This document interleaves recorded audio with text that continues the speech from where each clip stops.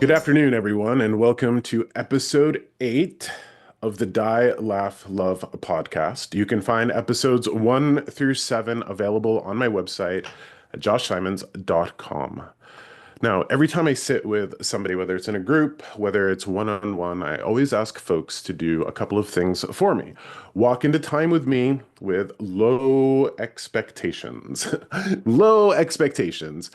When people hear the words psychic or medium, they're going to bring all sorts of expectations, baggage to that.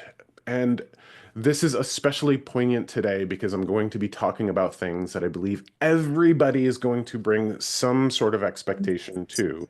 So that message of dropping your expectations, super important. The next message about walking into time with me with a sense of humor, also very much important.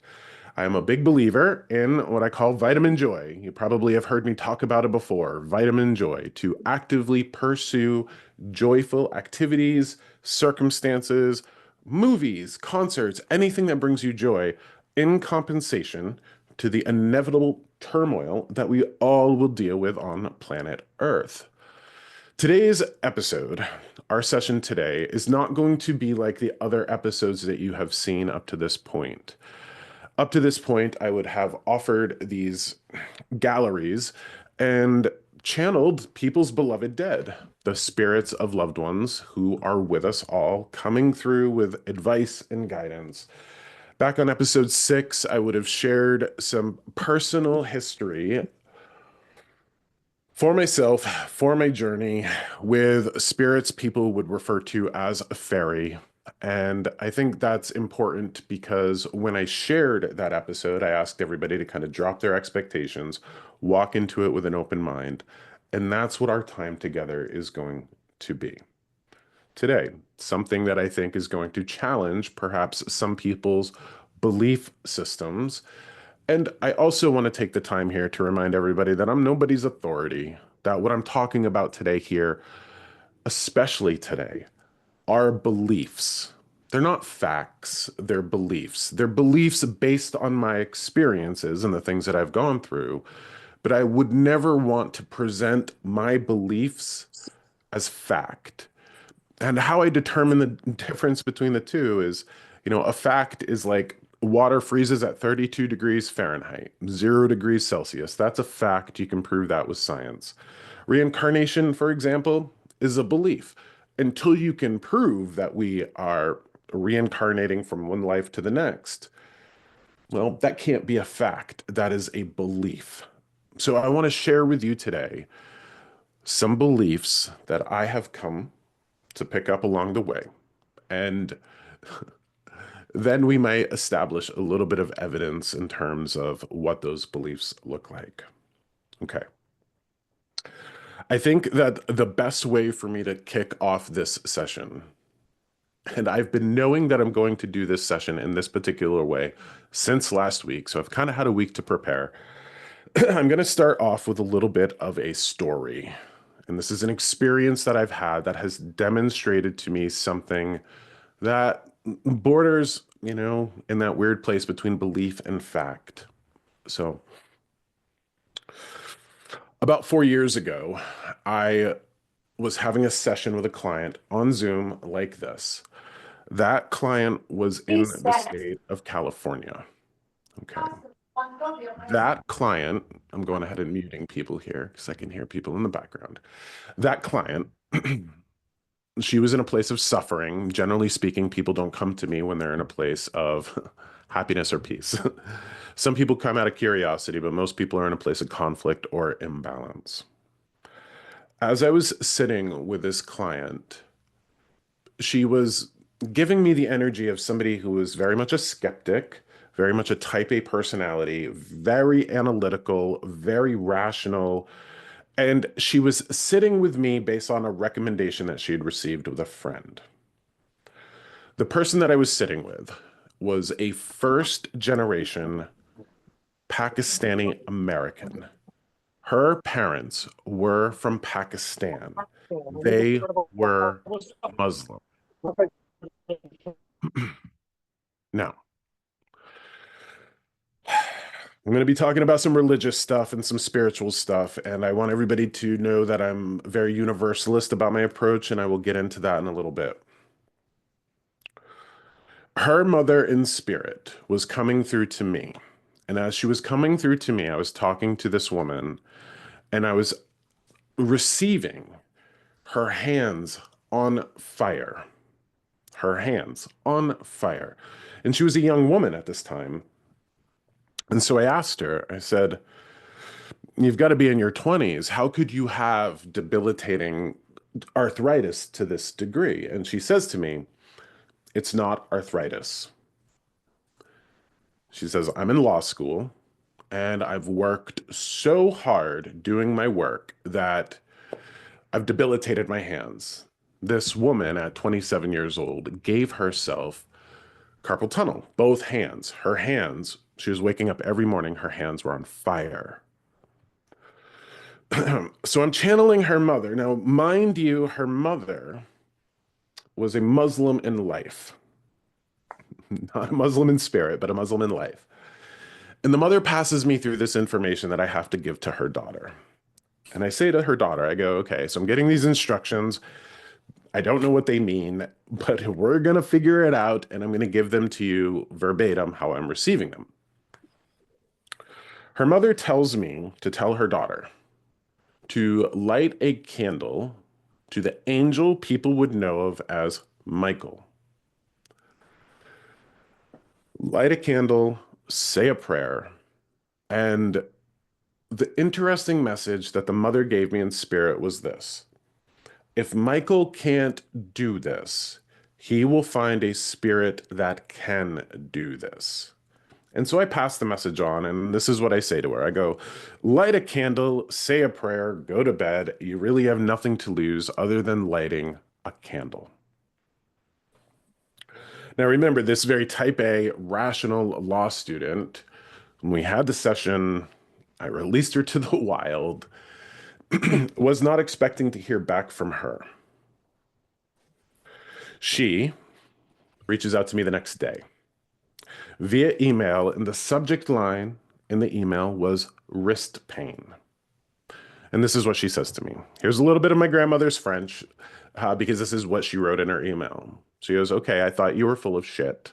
I thought you were full of shit, but I did what you had asked me to do. I lit a candle and said a prayer, and I went to sleep. She goes, while I was sleeping, I had a dream that a woman walked into my apartment, turned on all my lights in the apartment, walked over to me, and I could see myself in my bed sleeping. And the woman looks down at me and she says, it is done. And she wakes up and she has no wrist pain. Her hands are cured. And she reaches out to me and she's like, I thought you were full of shit, but I have to tell you, I can't explain what happened here. I cannot explain it. It was, to whatever degree, a medical miracle. That's one of the instances that has shown me that the spirit or the angel that we would call Michael, or in Hebrew, Michael, exists and is an actual being that interacts with us on an angelic level. When we hear the word angel, though, we will slide in our head to Christian, Catholic, Hebrew mythology. I'm not promoting that to any degree. If a person finds connection with the Christian or Catholic or Hebrew mythologies, please continue to do so. But here's a perspective that I would like to share with everybody based on not only my experience, but the research that I've done around this topic because it is so prevalent in my life. Give me a thumbs up or wave your hand if you are familiar with the spirit, the Norse god Thor. Ever heard of Thor? We see him in the Marvel movies, what have you. So, in my experience, Thor with his hammer is Michael with his sword. So, I have a statue of Michael in my office. I'm going to share it with you right here. Most people are familiar with the Archangel Michael being a spirit with a sword, having a foot on a monster devil demon. Okay. I'm a big believer there are no evil spirits out there. There's no demons that we're running away from or anything like that. I believe that's propaganda, what have you. But I do want to talk to you about three gods slash spirits that play this role. So we have the Archangel Michael, who's got a sword, who has his foot on the demon or the devil. We have Thor, who has a hammer and has the story of the world serpent, or in those mythologies, deals with the Jotuns or the giants. Michael, who is Thor, is also to me the Greek and Roman god Apollo. Apollo has arrows. Apollo battles Python. So you have these same sort of myths, stories, forces. So I'm a believer, based on my experience, that these forces, spirits, what have you, we'll call them the spirits on the top floor, they exist at such a universal place that different cultures, different religions or mythologies will interact with these energies, understand them, and generally speaking the same way, but give them different names in the same way that we would give the ocean different names or the sun different names. I bring this up because when we hear the word angel, that comes loaded like the word fairy or the word psychic medium. As soon as we label something as a human, which we do and we should be doing, we limit our capacity to fully understand it or appreciate it. So today, being that this angel is with me, and does it have something to do with my zodiac signs? I'm not sure, my chart or what have you. It might have something to do with it. But I see Michael or Thor or Apollo as essentially the energy of the sun, a very solar being, an energy of the sun. And I want to talk to you about the functionality of the weapon and the demon slash monsters. In this world, there are forces of chaos. In this world, there are forces of chaos that serve a higher purpose. Unfortunately, right now, we live in a world where the forces of chaos that don't serve a higher purpose are so thick around us. Fear, worry, struggle on so many different levels.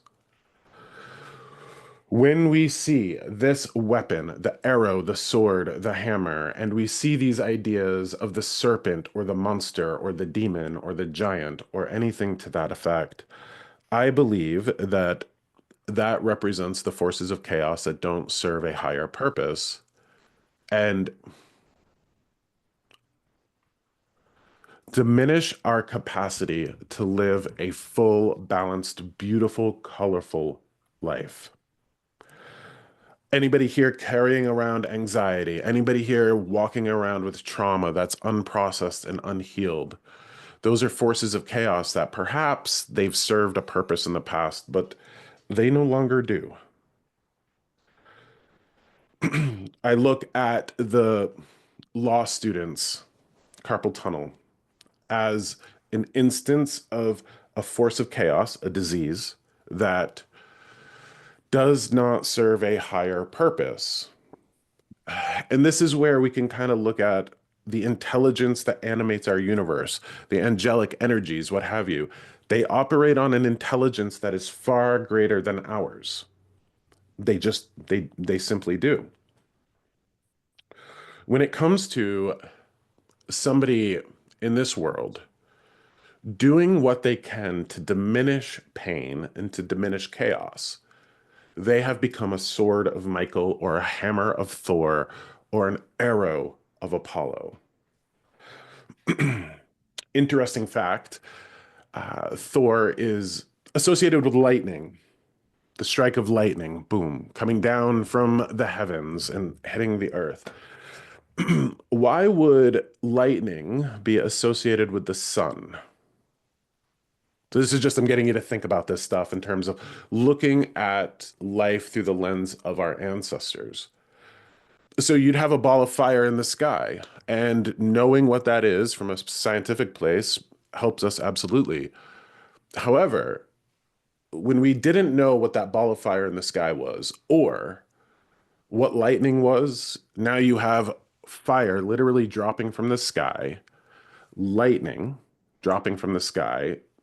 Our ancestors assumed that it was coming from the ball of fire in the sky. That's why lightning and solar energy were connected in that way. This is very much the energy of the sun, and it's important for me to say that I have felt this in people before that were, of course, the therapists and the doctors and the police officers, the people coming from a very valiant place trying to reduce the pain and chaos in this world. But I've also felt this in a Oh, florist, fantastic. somebody who devoted her life to bringing color to those who are grieving. And in that way, artistry, musicianship, those types of things that bring joy and light to the world, even people in that way are swords in the darkness. Now, let me tell you something else that I've experienced with the sun and its energy and this angelic energy. And again, don't mean to challenge people's beliefs, but I try to offer perspectives that help people expand the way they see this world. As far as I can tell, and being that I love to speak in analogies and metaphors, as far as I can tell, the relationship that we humans have with the angelic energies or the gods and goddesses or those spirits on the top floor, for lack of a better way to put it, and not to diminish the sanctity of this relationship, we are like their pets. We are like their kids. So here's an example I want everybody to kind of grasp. Imagine having a house full of cats. If you had a house full of cats that you were taking care of, or dogs, or what have you, I imagine that in your love, you would take care of that entire house full of cats. You'd feed them, take care of them, but you'd start to kind of look at them in different ways. You'd have some real jerks. You'd have some delightful little entities, little spirits that, for whatever reason, just brought joy to you. And you can't really necessarily say the jerks are better than or worse than those that were delightful, but you would take care of them all, even the worst among us or worst among those cats. It's interesting to think then through that lens that the world grows food for even the worst among us, that even divinity, God, nature, whatever you want to call it, loves every single one of us like we would love a house full of cats. We'd also acknowledge that there are some jerks out there, but they got to be fed as well. I give you that because one of the things that I believe that we as humans do, and this is vital for the people on this call today and anybody that would stumble upon this podcast, when you step into your authentic self, when you shed fear, when you shed that force of chaos that doesn't serve a purpose, when you live in a bright, colorful way, you delight divinity. Think about how much energy was created to bring this universe into being. How much energy is required to keep the planets and everything into motion. Now, could you imagine that all that energy that went into existence itself, what a damn shame it is for all of that energy, for all of that history, everything to come together to get people to this point where they are stuck in these patterns of self-loathing, self-hatred, when really one of the most divine purposes that I can think of for humans is to just live colorfully, add color, add depth, add substance, art, singing. And this, interestingly, speaks to Apollo as the Greek and Roman god of the arts. I want you to wrap your head around why we have these very temporary lives. Why we live and why we die, why we forget and why we remember. Why do we do this over and over and over and over again? I think one of the reasons, and again, this is just asking you to hold on to a concept that you might not have thought of up to this point. How boring is eternity? Think about nature and how wonderfully stable it is. Think about how over the course of billions of years, the sun has risen and set and risen and set and risen and set. Beautiful, yes. Stable, absolutely. Boring, for sure. Billions of years of the same thing over and over and over again. Do you know what is not boring? You, me, humans, unique individual expressions of divinity. We are entertaining. Now, do you get entertainment out of your cats and your pets? Absolutely. You're entertained by them. You are looking at them from a completely different level than they really can look at you. The way that we have relationships with animals and pets, I believe, is the same relationship that these angelic, godlike beings have with us. The purpose to today's reading is to encourage people to shed their fear, to shed their fear, to live fully, to live as much as they can without regret. So, I've had this in my back pocket for the last week, knowing that this Sunday was going to be the time that I'd bring this Michael energy to the masses. Now, somebody this morning told me, interestingly enough, that the sun enters Aquarius today. Aquarius is the freaky deaky sign. Very colorful, very exotic, very much that sort of rainbow, if you will. And I think today is going to be a reminder for folks as I'm drawn to them to live fully. And I want to talk to you about the first person that I've had, and now we're going to get into the readings. So, the first person that I'm supposed to speak to today, they might have a little bit of a struggle raising their hand or coming forth. But what I'm going to do is I'm going to start to call you out. I'm going to start to describe you. And then what I'd like to do, if this feels like it's you and you resonate with this, I want you to unmute yourself and talk to me because I have some ideas for you. This is super important. Okay. So I know that I'm looking for a female. I know that I'm looking for a female who feels powerful in her own way, yet she struggles to find her path in terms of how she can bring this to the world. And again, I'm going to start to describe something and I don't want this person to feel any shame about this. So this person feels like they are perhaps stuck in a pattern of multi-level marketing jobs or attempts. And what I'm talking about when I speak to multi-level marketing is feels like a woman who would have tried out, Pampered Chef, got excited that they could do their own thing, have their own business, be their own entrepreneur, and then it fizzles out. Then they try Sensi, and I'm not familiar with all of the multi-level marketing platforms out there, but this is somebody who I believe has tried a few of them, and I don't want to say fallen on their face. I just don't think that they've worked out in the way that they were promised.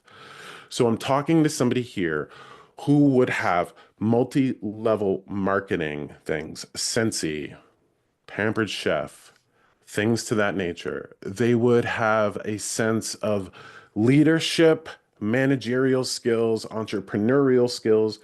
They'd want to do something big and bold, yet they keep falling into these patterns of doing what other people have told them to do. So, do I have anybody here that would be stuck in this pattern of multi level marketing, doing these things over and over again?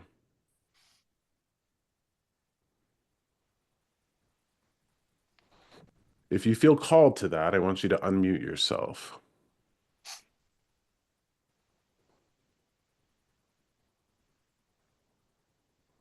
Hey Josh, it's Leola.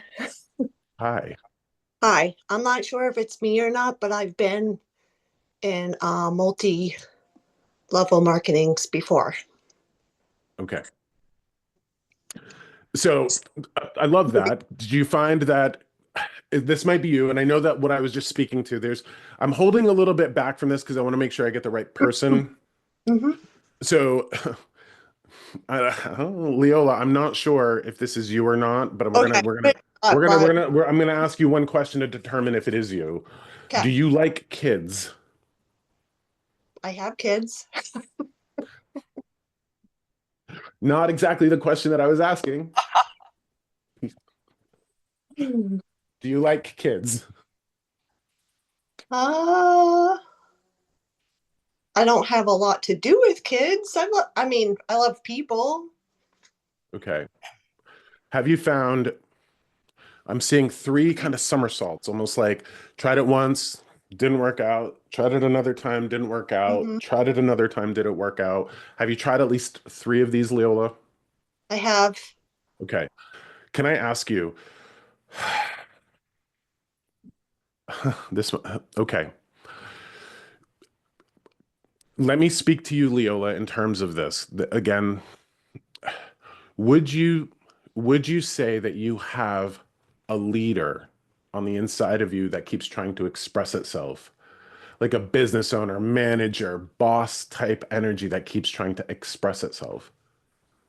Part of me feels like I do. Yeah. Okay. Can I ask you, is there a big portion of your house that's unused? A big portion of my house. Well, this room here is our spare bedroom. I'm the only one that uses it. Okay. So the reason why I was asking you if you liked kids or had kids or wanted kids in your life or any of that degree, the person that I am to speak to here who's tried these multi-level marketing things over and over and over again should start a daycare. Mm, Should start a daycare. yeah, that wouldn't be me.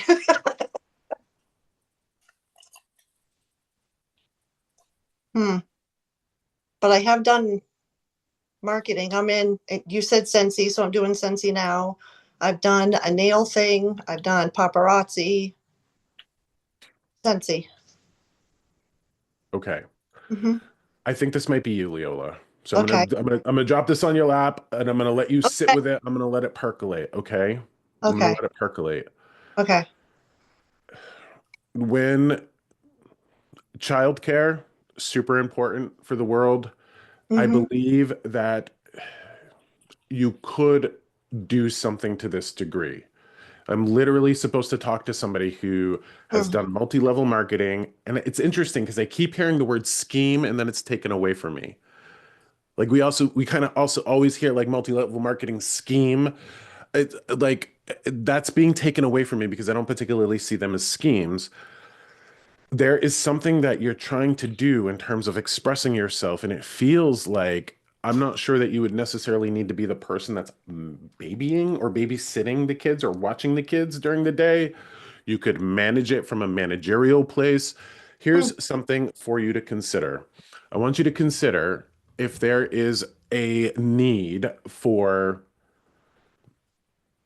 that in your area. If there is a need for it in your area, Hmm. okay? Hmm. And you would have anything in your home that would be conducive to, maybe three or four kids in your house. Maybe you hire somebody to watch these kids. You do the administrative stuff in the back. I'm not sure what this is. Hmm. There's some potential here. If you have physical space, yard, home, anything like that, small addition might pop up, in terms of making room for this. If there's opportunity in your geographic area, the town that you live in, if there is a need for this, I believe what I'm seeing literally is wheelbarrows of money being kind of pushed to the bank. Hmm.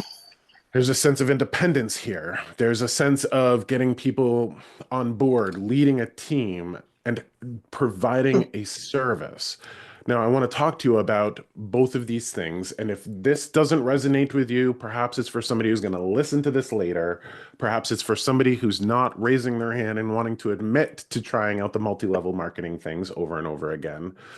But there is a sweet spot where a person can be of service in the world, achieve a sense of independence, do something good for their community, but also speak to that inner leader, entrepreneurial boss, manager type that is in their personality. So Mm, this is why I asked if you like kids. You know, you'd kind of want to have to want that in your life to a certain degree. But mm. maybe I'm giving you an idea that you haven't considered quite yet. Okay? The Okay. person that I'm speaking to will struggle with a sense of failure. Trying a thing, it didn't work out. Trying a thing, it didn't work out. Trying a thing, it didn't work out. If there's nobody else on this call, Leola, that doesn't fit. If that fits you, I want you to consider the daycare. I want you to consider a child care facility. Just consider it. You Okay. might have people in your life that fit that where they could work for you. I don't, I, you know, my son is 21. I can't speak to the need for childcare or daycare. I don't know what that looks like anywhere. I imagine that people would have an issue finding that, though. Okay. Do you know anything to that degree? Like, do you know anything about childcare? How old are your kids? When your kids were that age, did you have a struggle finding them a place to go to? I did, yes. And years ago, I had thought about starting a daycare years ago, and that didn't work out. I mean, I'm going back like probably 20 years. And my children are grown. They're 23 and 29. But I did have a hard time finding babysitters for those for them. Okay. So it's probably a little bit too late because I feel like I've given you this message. I brought you up on Spotlight. Here we are side by side so everybody can see. You're somebody who's tried the multi-level marketing, and 20 years ago, you were thinking about starting a daycare. Hmm. Okay. This is a message for you. Okay. Okay. This is a message for you. I want you to Hmm. do some exploring, just in terms of like letting your brain run wild with that idea. Is that something that you could bring into your life? Are you perhaps now in a place where you could accomplish this? This is nothing that I would expect for you to answer right now. This is going to take some thought, okay? Hmm. But I Hmm. think that you could provide a service or a light in the darkness, if you will, for your community. I think that you could find a sense of independence and like kind of pound on your chest like a boss, you know, to be proud of yourself, to have something of significance that's not just the regular 9 to 5 Mm. job. Okay. So do me this one favor because you have nothing again to lose by doing this. I want you to sketch out a business plan. Like, Okay. sketch it out. Just like, what would I call it? Where would it be? What would I offer? You can get help online with, you know, business plan templates, those types of things. I really want you to consider that. And now this is this is that message that you need to hear. This is that message that everybody who's believing in themselves or hoping for something larger in their life, but keeps getting knocked down, keeps having Hmm. this message of failure when it has nothing to do with the person. I think those multi-level marketing platforms are just really hard to make work. You know, you've got to be in the right spot. You got to have the right kind of network. You got to have the right community. You got to have all of that. And I want to make sure that every time you like, I don't for lack of a better way to understand. put it, fall on your face, that's not a reflection of you. That's a reflection of the thing you're trying to do, which is just a really difficult thing to do. You know, Sensi and Hmm. you named a couple that I'm not familiar with. Those are difficult. I Hmm. also do believe that you might be in a place in your life where if you wanted to make this work, you absolutely could. I do want to ask you too. I'm not sure you're the person that's supposed to be hands-on. I think you were definitely supposed to be administrative, like, kind of running the show for the people who are caring for the children. That I believe is the Okay. day-to-day kind of networking or administrative duties, I think, just top of the pyramid, which is a weird word to describe when talking about multi-level marketing, correct? Yeah. Okay. So just lean into that, play with that idea, because if that's something that you wanted years ago, you're still that same person that strives and achieves and wants to accomplish. You've got an inner leader, an inner sort of Mm, big deal. Figure out how to give that a place to express itself. Because if you don't, you're gonna feel like you're missing out on something, like you're missing a mhm, connection of some sort. Okay. Whatever you do, don't ever stop believing in yourself. So let's say that you walk forward and you don't do a daycare. Let's say that you walk forward and you perhaps try another multi-level marketing thing and it doesn't work out.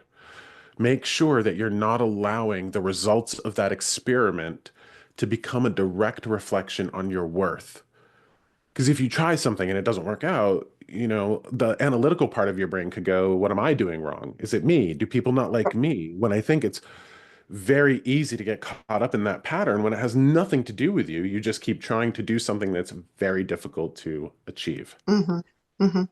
You got that? I do. Yep. Thank you for being here. I'm going to take you off spotlight because Thank I you. want to talk to somebody else here. Okay, so here we go. The next one. The next one. I'm going to take myself off spotlight. I'm going to open it up to the gallery view. All right. I want to talk to somebody here who's a musician or an aspiring musician. I want to talk to somebody who might have wanted to play guitar, uh, but it's interesting because this person, I'm not sure. I think that you might have had a dad that was poo-pooed your artistic endeavors, told you that you couldn't do it, told you that there's some sort of negative message that you've gotten from a man in your life who told you that you couldn't do something and that you should absolutely try it now. So I want to talk to somebody who might have a guitar in the corner in a case that's dusty and they haven't touched it in a long time. Guitar could be like that image of music. Somebody who has wanted to play music, but they stopped because they were told that they were bad or they didn't have it.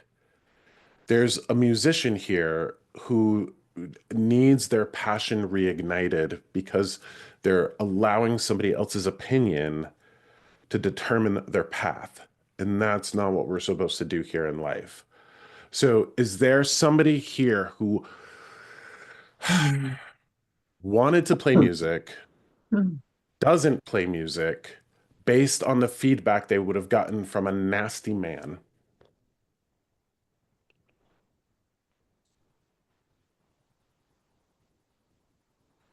And I toss this out to everybody. Somebody who's got a instrument in the corner, they're not using it. They're not using it. They have a musical soul. They have to pick it back up. It could be something else. It could be piano. I'm just seeing a dusty guitar in the corner that you've put down your musical passions. Is there anybody here who has set down their musical passions? Okay. Okay. I have a guitar, a ukulele, a couple of things in the corner right next to me. The only negative message I ever got about music was from a piano teacher. But the reason I'm not playing has to do with pain in my hands. So I found the beginning of your talk really fascinating. Okay. Hi, Jill. Hi, My question for you Josh. is, was this piano teacher a male? Yes, he was. Okay. But the only reason that you've stopped is because of pain in your hands. Well, I stopped piano because of him, but the guitar I stopped because it's just too painful to play. Okay. So this is for you. Okay. All right. So here we go. I'm going to bring you up on Spotlight. I'm going to bring myself up on Spotlight and we're going to have a talk about this. Okay. You stopped playing piano because of that man. Mhm. Okay. So here's something that I have to ask you to consider. Perhaps guitar is behind you because of the way you've got to hold your hands and do all of that. I want to ask you, and this will bear some experimentation and working perhaps with your medical providers. Would piano be the thing to pick up now? Would you be able to hold your hands in a particular way that wouldn't be like guitar hands, but piano hands? And would piano be something that perhaps helps your hands recover? Maybe. Okay, so let's talk about you stopping piano because of a really nasty piano teacher. Okay, really Mhm. just awful, nasty man. Okay, Mhm. kind of like a father figure or that authority figure would have delivered to you a message that, based on the place you were in life, you chose to believe it. Mhm. You know what I mean? Through no fault of your own, you're just listening to an authority. I have to ask you to reject that message. I have Mhm. to ask you to reject that message. I think one of the most beautiful things that we can do as humans is to figure out a way to express ourselves in that unique way that only we can. What just popped into my mind is interesting. Have you ever heard of the artist Amanda Palmer? Not sure. Yes. She bears some research. You might want to look into her. She's kind of like a punky cabaret piano player, Mhm. but she was part of a band called the Dresden Dolls, and then she did a solo thing and became kind of big in that way. But what I do know about her is I believe she's all self-taught. When it comes to like playing piano, she didn't learn from somebody else. She, I believe, taught herself or figured it out by herself, and the way that she plays is something very specific to her.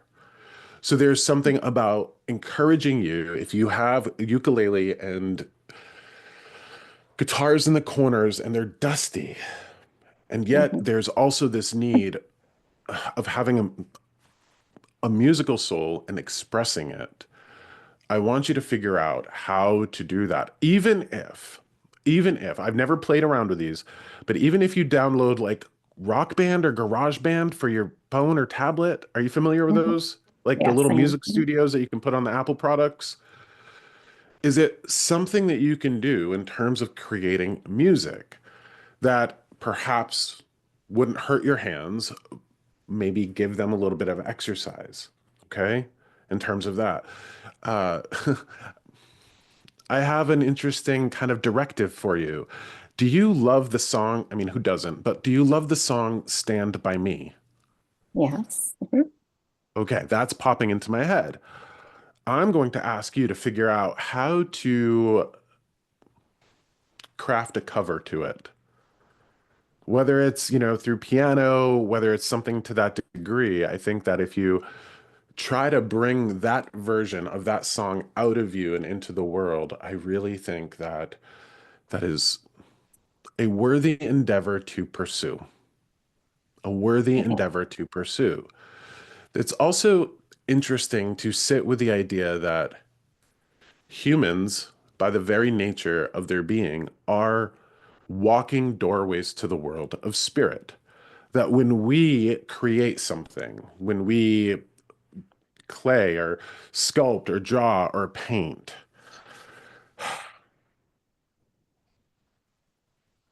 we're bringing from the world of spirit into the physical world.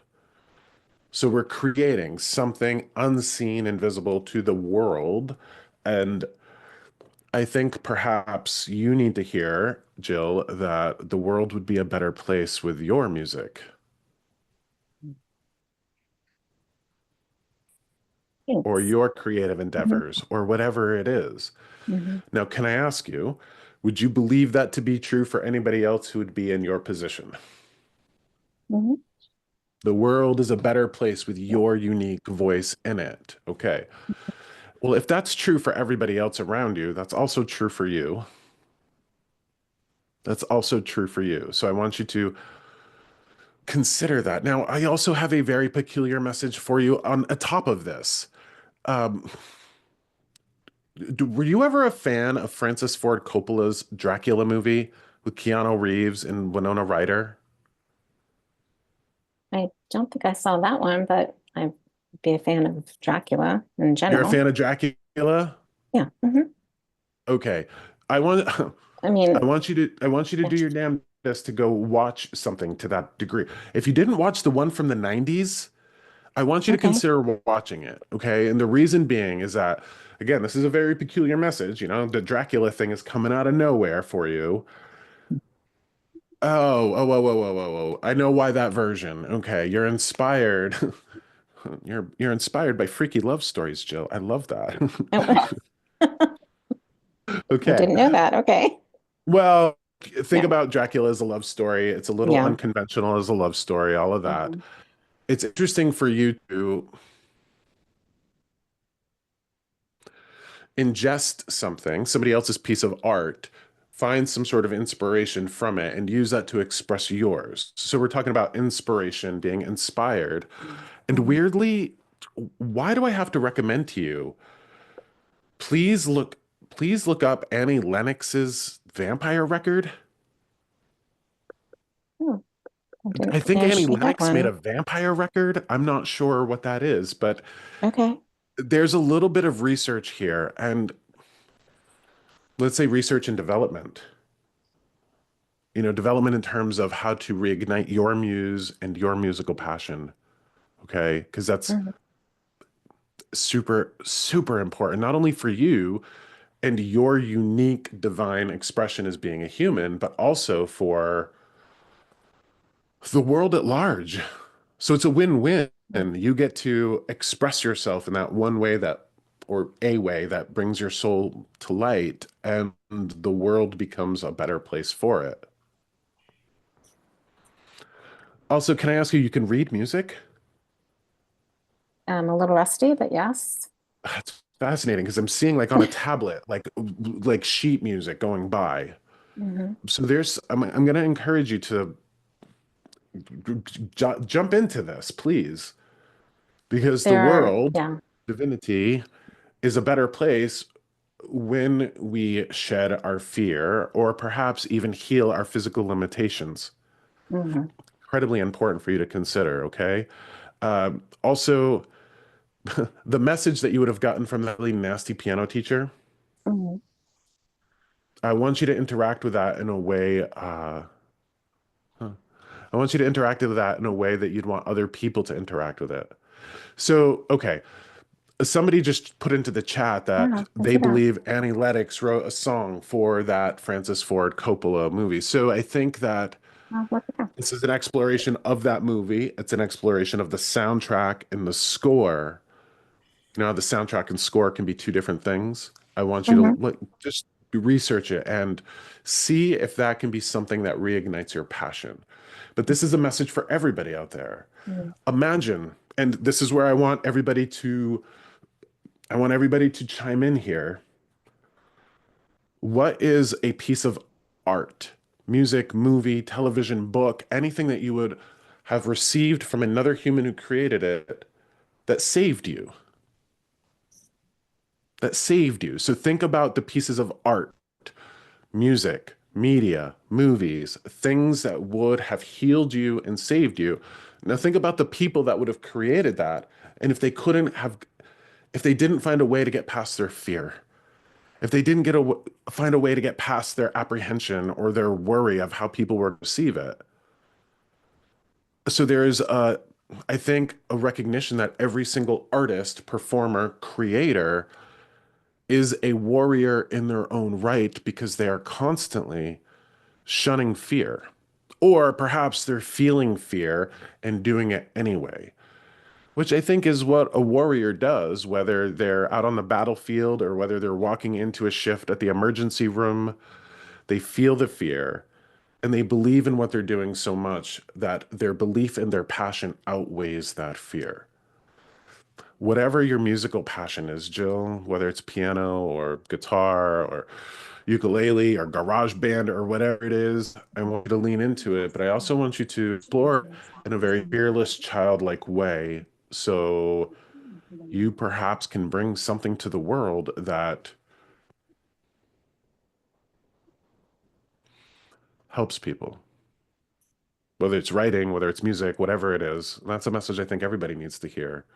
Confront your fear, get past it, and create. Humans are inherently creative.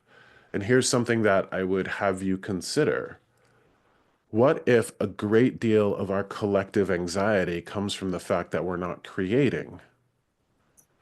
So, our anxiety, humans are creative by nature. Humans have an imagination by nature. If we're not using our imagination and we're not creating, there's a chance that that part of our brain is going to go to work and looking at doom and gloom and all of these awful situations that could happen. And it could be the creative, or excuse me, the untapped creative part of our brain that's kind of firing off because it needs to do that, but it's not having that outlet for creative expression in that way that brings you passion. Mhm. Okay. Yes. So thank you for being here. Thank you for being that person with the guitar in the corner. Thank you. And if you have time tonight, please watch that movie. I will find it. And just so you know, I am starting a class on Wednesday called The Artist Way, which is all about unlocking creativity and getting past the fears and the messages. So Okay. this was a good message to hear again. Excellent. I love that. So, Thank you. that, and I want you to think of it in this way. There's a there's a really good chance that you're going to delight divinity, right? I mean, has anybody thought about that? Has anybody thought about that? Delighting divinity through pure expression. Come on now, right? That's entertaining. So, I'm going to take you off spotlight. Thank you for being here because Thank I'm going to you. channel somebody else. Super, super important, this one too. I'm going to remove my spotlight. Okay. So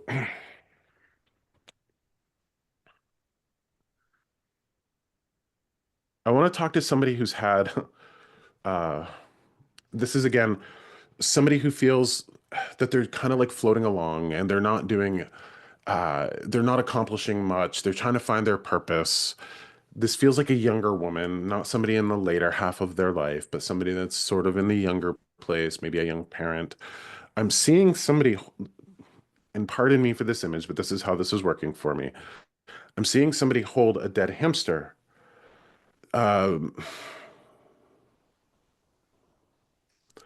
this is somebody who I believe has a house or has had different types of pets, hamsters, gerbils, perhaps turtles, birds, fish. They're they have a way with animals. I think that they're better with animals than they are with people. I also, this is interesting because it feels like I'm holding this dead hamster and I'm speaking to like children about it. So you might have kids in your life who have experienced the death of pets and that you have the ability to speak to that.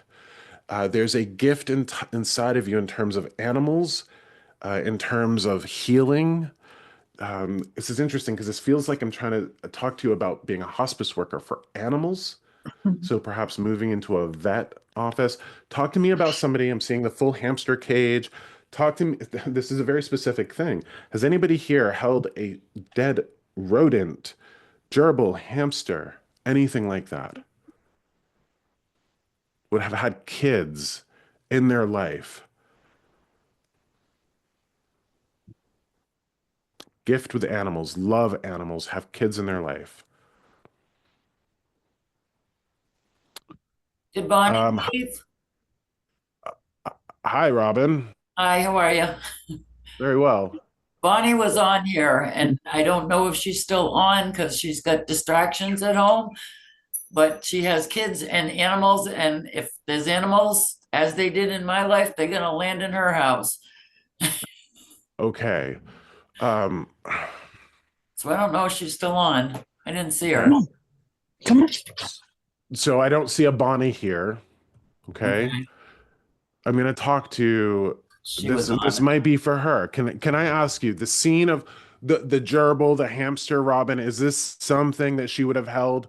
Would she have Uh, talked to her kids about dead hamsters? well, the little roly poly, the hedgehog. It's a hedgehog. There was definitely a hedgehog. There was not an iguana, but a type of lizard that just passed not too long ago. There have been ferrets. There have been, you name it. There's Okay. a lot of stuff there. So she's not on here, but you're her mom, right? Yes, Okay. yes, she So was on, but she's so distracted with kids if and thank you for taking this, Robin, because this might be for her, or it yeah. could be for anybody here that needs to hear this message. But I want to talk to you. Okay. I'm going to ask you this because you're not her. So there's things that you might not know about her or her inner process. Okay. Yeah. So would you know Bonnie to feel listless? Like she has no purpose, she has no place, she has no drive, she has no passion. She's got a lot of passions, but she's bopping around a lot to try to settle into like good job, and she's made a recent move, and Thank you. she helps settle. I don't know who that is. She helps settle. Trying to think of the word boxers. She works with the boxer rescue. Okay. So she brings dogs to their new homes. Okay, so this is for her. Okay. So she's gonna have to watch this again, or I'm gonna have to give her this reading through you that she can record this. Yeah. Okay. I need Bonnie to confront her fear. Okay. So I'm gonna talk to you and everybody here about what I believe the devil is. Everybody's frightened about the devil and Satan and all of that. I believe that the devil is fear with a The capital F. Sunday supper menu on the line tomorrow. Anybody seen that?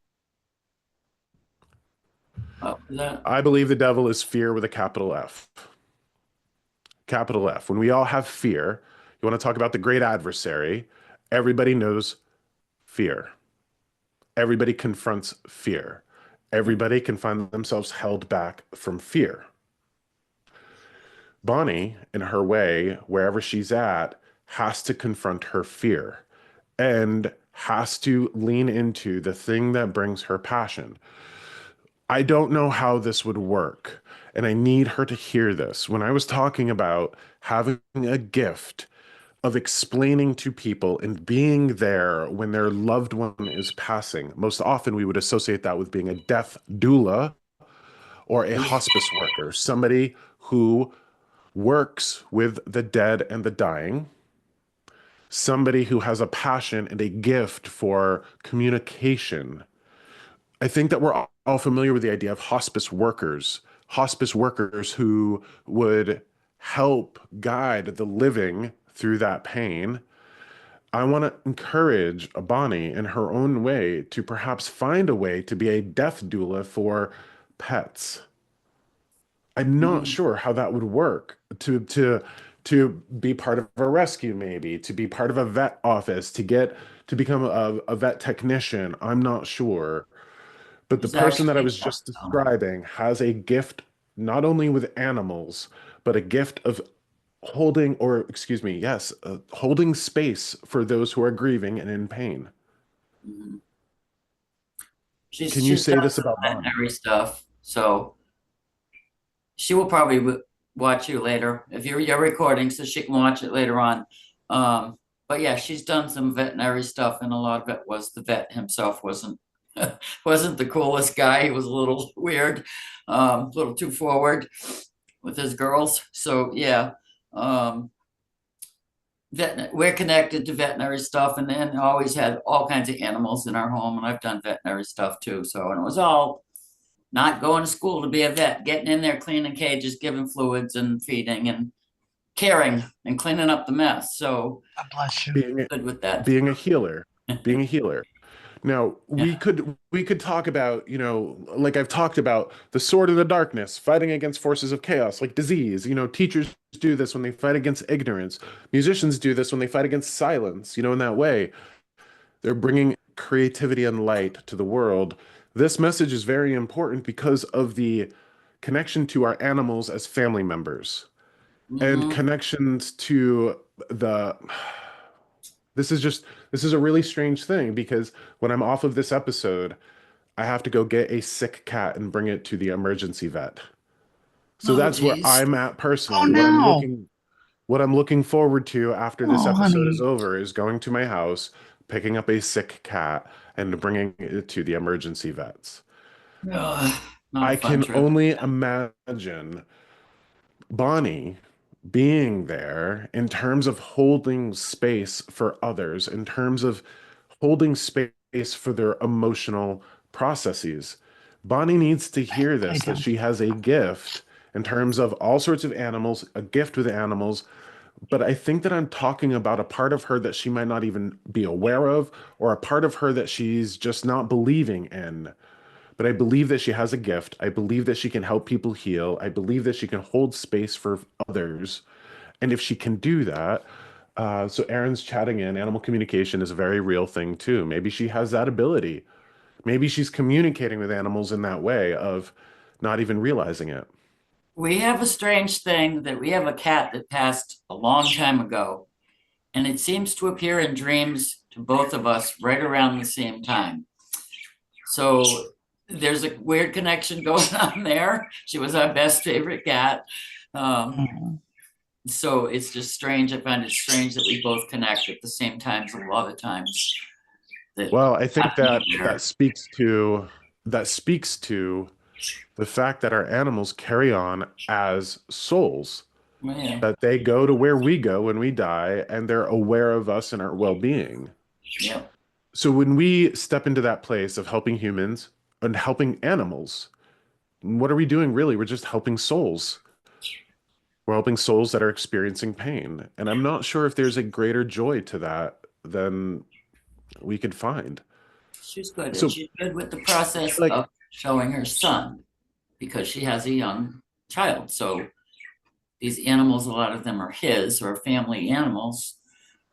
So she's had which to would explain this speak to to the him fact that she's holding out that pet and to an animal. explaining Like, and helping him. Yes. yes. Yes. So Imagine, and this is thought experiment for her. Imagine if she wasn't there. Imagine if she didn't have that ability, or perhaps somebody who was less emotionally intelligent was in that position. How worse that situation could be for her son. definitely, definitely, that's a strong point with what's going on in their life. So Okay, so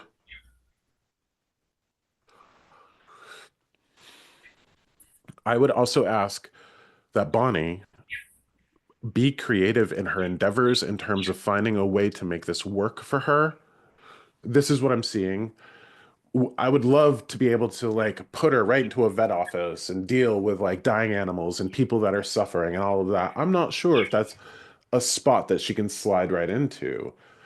I have to wonder if she would be able to facilitate or host some sort of support group or circle for people who are grieving the loss of their pets.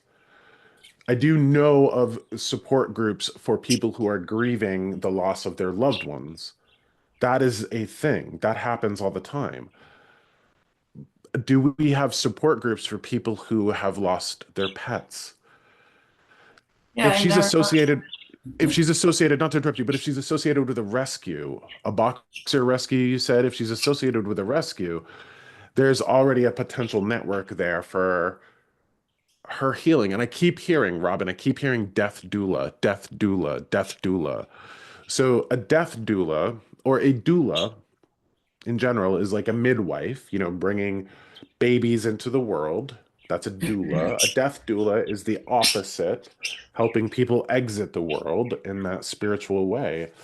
I keep hearing this for her, but it's in terms of animals, like animals, animals. So I'm not sure how Bonnie could become a death doula for animals, but what's important is that she understands that these spirits from the top floor see her heart, see her heart and what it's capable of, that the grand cosmic architects of the universe believe in her strength and her worthiness as somebody who could step into this position and bring peace. Can I actually ask you a question? Go I for it. I have something very strange that happened the other night. when you weren't online, I don't think you picked up where I put this in one of your messages, one of your comments. You weren't online and I just wondered if you got sick, which actually you did, but you must have been in my thoughts because this is gonna sound really weird, but you were at my mom's house in my dream, hanging out on the couch and waiting for Isaac to pick you up. So what the hell was that? Did you go anywhere weird in your dreams? I'll tell you, I have a weird thing. I get told regularly that I pop up in people's dreams. That's not a normal thing for me. That's the first time that's happened, but It's there we go. I love Betsy saying someone to be with the pet owners to ease them through the loss of their pet. Yes. So we're getting chats in. We're getting chats in. I pop up in people's dreams. I don't know if it's me or a spirit using my face. I'm not sure. I don't remember being in people's dreams, but I get told probably once a week, you were in my dream, or I talked to somebody and you were in their dream. So I'm a busy guy when I sleep. Can I ask you, was your mom known for chicken soup? she was always homemade meals. I mean, she's old school, so older generations. I was probably getting some chicken soup from her. That's what I'm feeling. Maybe you were just hanging out, like lounged out on the couch watching TV, and and the fact that my mom accepted you in the house without even like you were just there, one of our friends, So I kind of laughed. I'm like, so mom, invite him in, talk to him some more because I'd like to hear from you. But yeah, Yeah, it was but I was like sick, so but we were comfortable. We were all just comfortable hanging out at mom's house, which I don't live there I'll anymore. take it. Obviously, it was a long time ago, but it was just cool. I'll take it. Yep. I'll take it. Okay. I thought that I was going to have 3 readings here. I'm getting pushed to have another one. So Okay. here we go. We're going to talk again to somebody else. I believe this is somebody who was raised in the 80s, might have had okay, hold on. I just want to make sure this isn't you, Robin. I don't think it is, but I think this is for somebody else. I want to talk to somebody who I believe has had 3 major relationships with men, or perhaps 3 husbands. 3 big relationships. 3 big relationships. I'm seeing hair metal. Okay. So this is important. Somebody who would have like been in the 80s. This is somebody who I'm seeing like the concert t-shirt and the big hair. This is somebody who would have been in their 20s or 30s in the 1980s. This is somebody who would have enjoyed music, hair metal, White Snake, Def Leppard. They would have had multiple relationships. I don't think they worked out. It's not me. That's not you? No, I was married in the 80s, having my kids, and Yep. I don't believe this is you. So yeah, that's I want not to talk me. to somebody who's had 3 major relationships, bigger relationships in their life.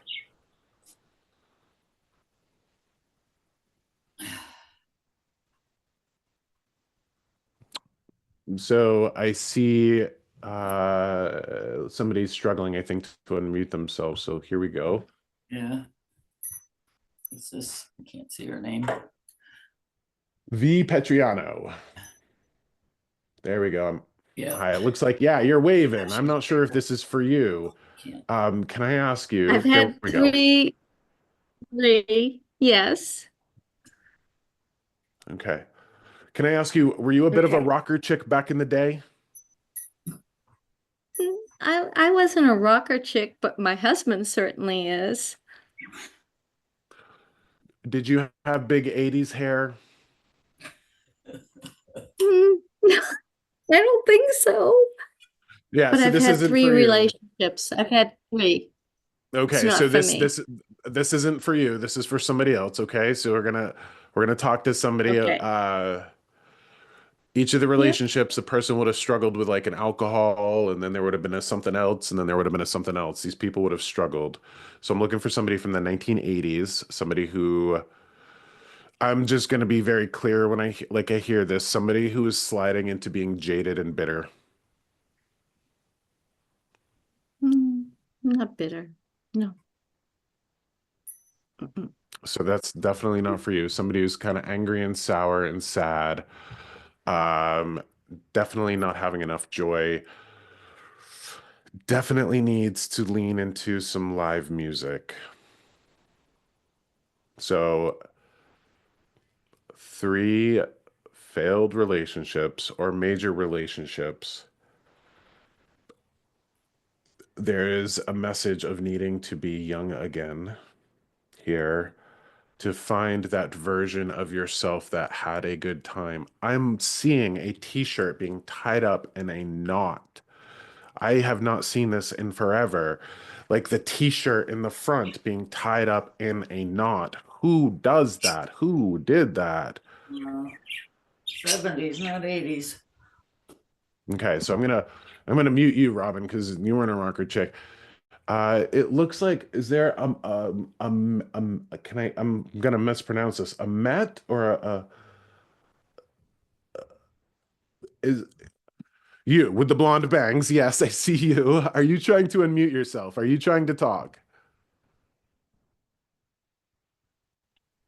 Yeah, but Hi. it doesn't really fit me, I feel. I'm not a Okay. rocker. I didn't have an 80s hair. I don't think I'm bitter. I think I'm pretty good. Okay, so that this is definitely not for you. Okay. No. This is for somebody. I'm smelling hairspray. I'm smelling Aquanet. Yeah. Did you have big hair? Have you had three rough relationships in your life? So Yeah, not me. thank you for chiming in. Definitely not for you. Okay. So this is somebody who would not like alcohol. This is somebody who would be bitter about it. This is somebody who like I use that word bitter. You know, if you're abused or traumatized by somebody who's got an alcohol problem, you can develop a bitter attitude toward it. Absolutely. Who here would have had a rocker attitude in the 80s?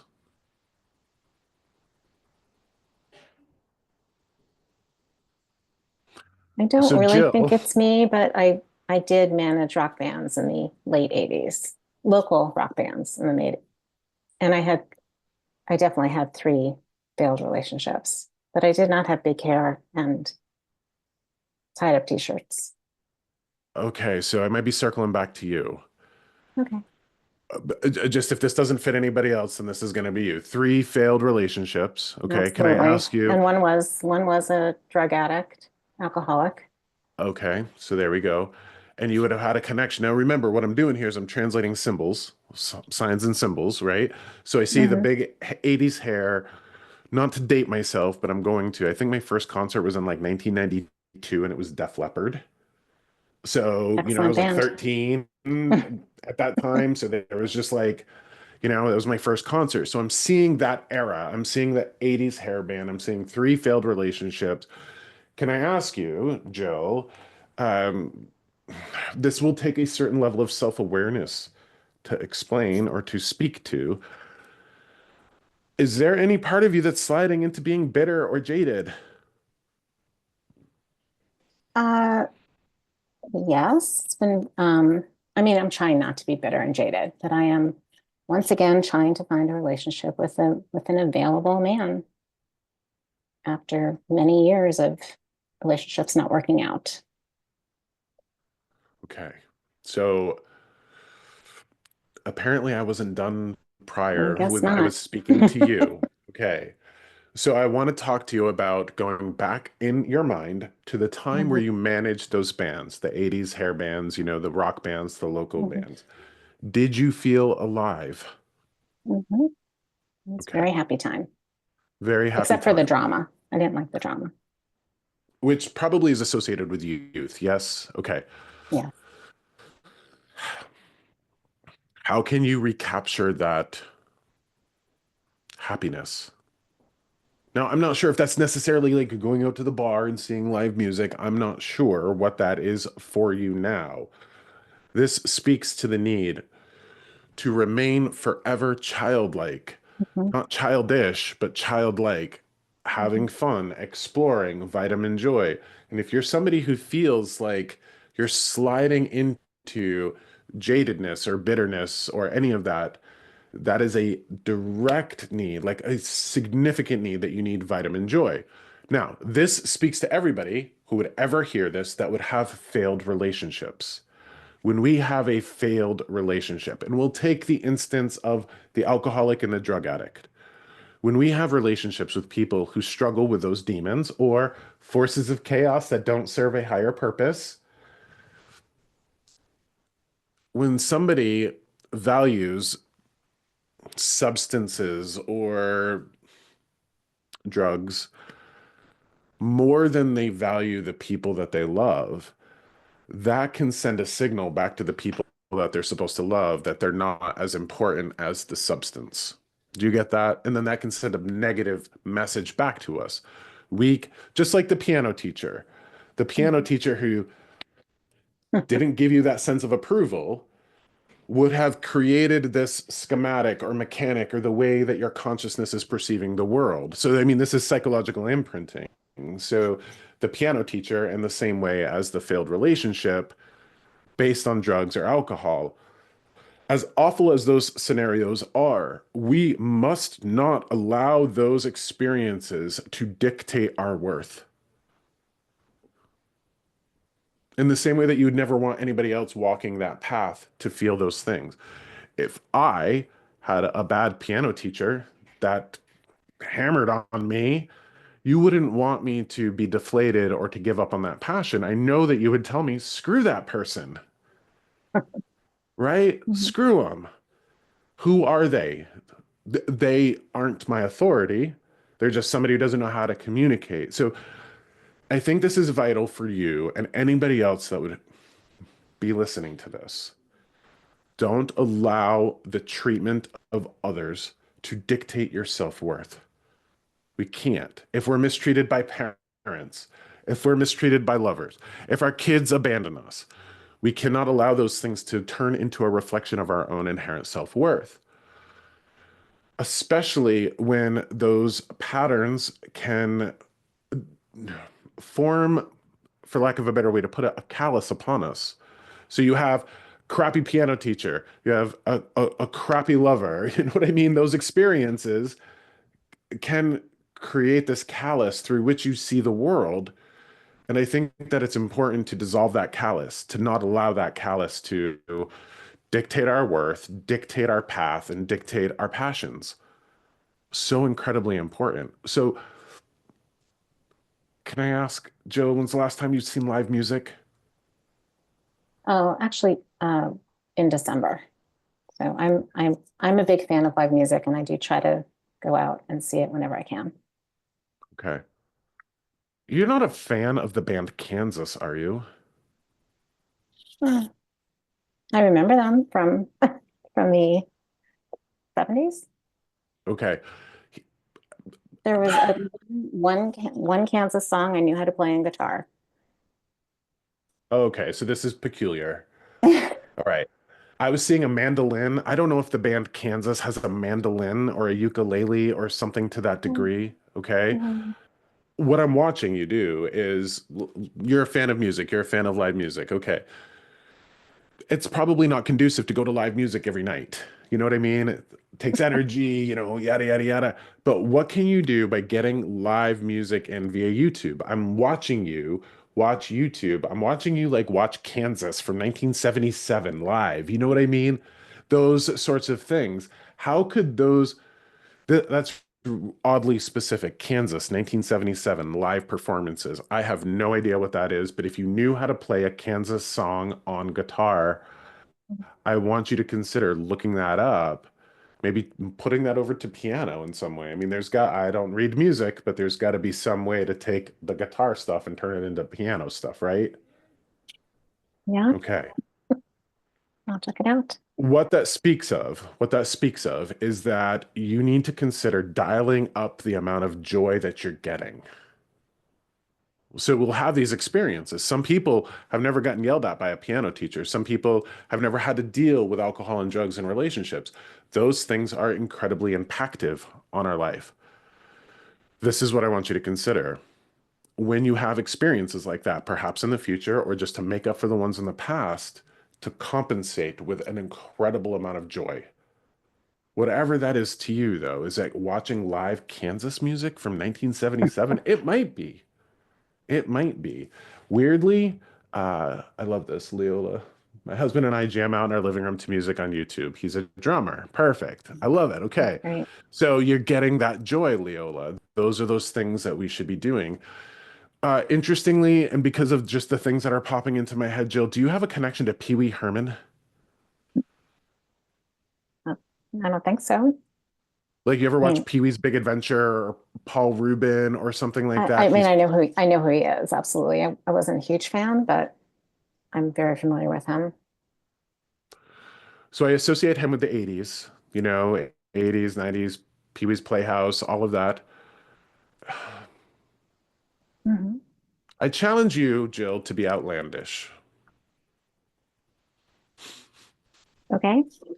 I challenge you to be outlandish as a devotional act to divinity. I, take that for whatever it is. Find your own unique perspective in this world and understand that as you bring it to this world in whatever way, all right, Pee-wee was crazy. Do you remember like Pee-wee's Playhouse? Okay.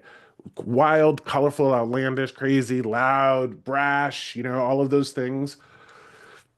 Did he provide joy to some people? Absolutely. Did some people find him funny? Absolutely. Not everybody. But I think that speaks to every single artistic endeavor. I think that speaks to every romantic relationship. We will be some people's cup of tea. We will definitely be some people's not cup of tea, but we're still a damn good cup of tea. So you're not everybody's cup of tea. Good. You wouldn't want to be anyways. So I love that. That's great. Bring joy to bring joy to the creator by delighting in creation. But whatever you see the creator as, God, universe, source, bring joy to the creator by delighting in creation. Not being stuck in these patterns, not being stuck in these mindsets, not being stuck in fear. Fear is simply an extension of the physical realm. In the world of spirit, there is no fear. We have no fear when we die. Like when we are in Mhm. death and we are in spirit, fear doesn't exist. Fear is perhaps necessary in this world to keep us away from the wolves and the bears and what have you, but I can tell you that the incredible amount of energy that went into creation and all of the magic that went into this world, it was not done so we could all get here and be frightened and fear-ridden and hidden away in these boxes of self-loathing. I don't believe that to be the case. So I challenge you to be outlandish, okay? And to see that as an extension of spiritual growth. And you're taking a class on Wednesday that helps you with this.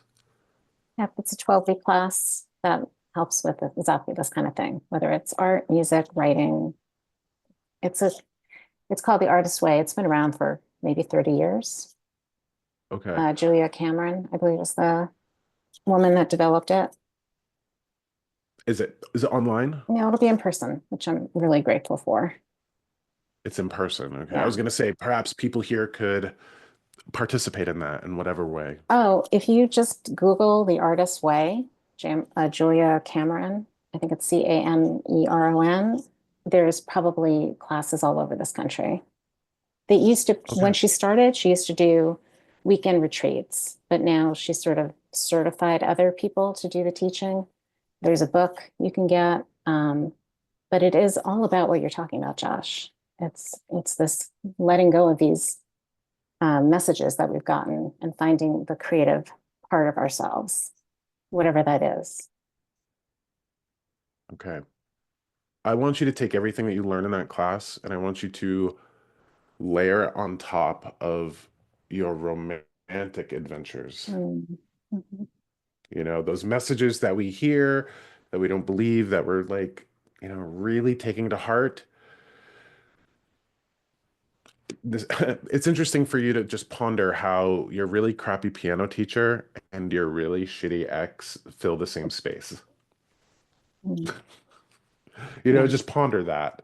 And how you are beating fear away every time you just melt that process with love. So I want you to consider it. Now, I am all done with today. I want to thank you for being here with my low energy, kind of sickly sounding voice. Thank you for being here. Here's what I want everybody to walk away from this experience.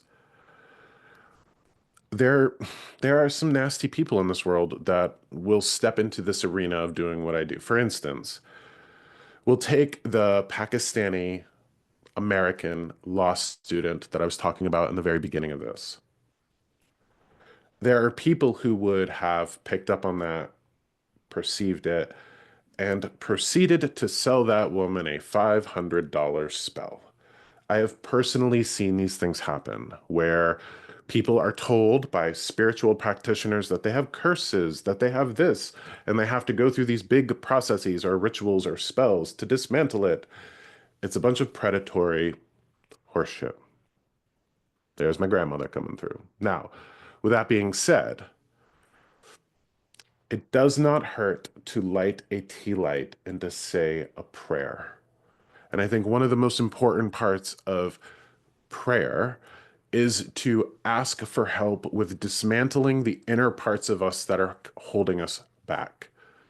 So the mechanics of this, and this is what I told that law student, light the tea light, say the prayer, and let the tea light burn out. I don't know why there's a mechanical part to it, but to allow the tea light to burn out. If you have to put it out, blow it out, do that. But I have found, for whatever reason, lighting those candles and letting them go out after you've said a prayer, I have seen work miracles, physical miracles. I believe that emotional and mental and spiritual miracles can happen as well. I do think that there is a part of the process where we have to grant those spirits permission to kind of get around our free will, to help us dismantle these forces of chaos within us that don't serve a higher purpose. Now, the next thing, and this is an interesting piece of magic that I want to share with everybody, and I want to get this out there for anybody who might be struggling in the areas of romance. So here's another thing that I've seen happen. I've seen this work, and this comes from spirit. And I think that this is probably something that you can do to bring things into your own world, not just romantic partners. But let's say that you are seeking a romantic partner. And that's a very human, very spiritual process to go through. Okay. I have seen or have been told to do this. Take a glass, clear glass made of glass, fill it with tap water, fill it with water, find your most eastern facing window or a place where the morning sun comes up and through. You have to kind of have an idea of what your ideal partner is. Fill a glass of water, set it in the eastern facing window early in the morning so it will catch the first rays of the sun, and just say a quick prayer for your ideal partner. The next morning, dump the glass of water down the drain, water your plants, and do it again. The important part of that process, though, and of course, there's no guarantees, but I have seen this work. The important part of that process is to not just go to like work and home and work and home, that we must get out in the world and kind of give the universe a way to put that person across our path. So there's a lot to be said for asking, and there's a lot to be said for participating in life. I've seen this happen to the point where people come to me freaking out, like, that worked. It worked. I got the person. I asked for somebody who liked Disney cartoons, and I got that person. What do I do now? And I was like, well, pray to keep it healthy. Set that glass of water in the window and just say, may we keep this healthy? That's it. If you found your ideal partner, well, it doesn't hurt to say a little prayer to keep that partnership healthy and going. So those are things that have come through from spirit. Take that. Your mileage may vary, but I believe anybody here who believes in goodness and peace and love and health and well-being. Well, you're all swords in the darkness. You're all hammers of Thor and arrows of Apollo in that way. So take that and remember that perhaps your greatest challenge in this world will to always be confronting your own inherent fear. But I speak from experience that when we do, the greatest things in this world will happen. I have the best husband a person could ask for. I have the best life a person could ask for. Am I gifted by spirit? Absolutely. Would those gifts have been as poignant in my life if I didn't have the courage to participate in them? Most likely not. So this world will always require your courage, but it helps to remember that fear is nothing but an illusion. So take that. Robin, please pass this on to Bonnie so she can come back to it and watch it, please. And if she has any questions for me, encourage her to reach out to me. Okay? All right. Thank you for everybody being here. Take care of yourself and confront your fear.